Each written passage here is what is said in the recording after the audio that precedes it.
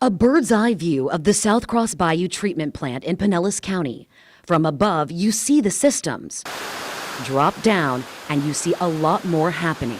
35 million gallons of raw wastewater is treated each day, removing everything from pollution to pathogens, the common cold, E. coli, and viruses like COVID.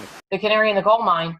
With wastewater treatment, we can detect potentially levels of the virus and detect its presence in the community, possibly even before individuals know they have the virus. I spoke with the women behind the scenes of wastewater treatment for Pinellas County Utilities.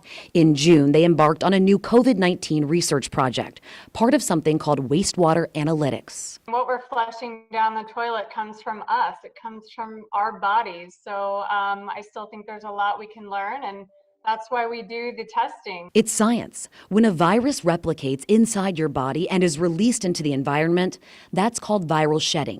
It then shows up in fecal matter, which then shows up in sewage. Here's how it works. This machine takes samples of untreated wastewater, a 24-hour snapshot that's then put into a bottle and shipped to a lab in South Florida for analysis. It's too preliminary right now to devise any trends.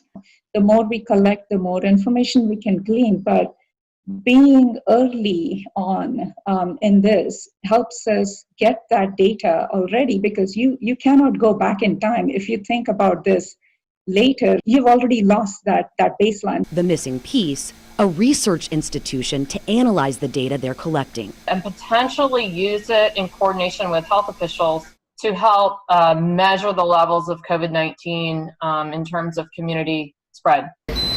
BioBot, the first company to start testing sewage for COVID and analyzing trends, says this technology is working. It's found a correlation between its data after testing sewage and case results in a community a week later.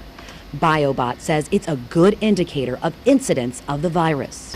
Pinellas County Utilities says once they get a research partner like BioBot, they could take this project deeper into specific neighborhoods to help public health officials predict hotspots and prepare. It's a non-invasive tool.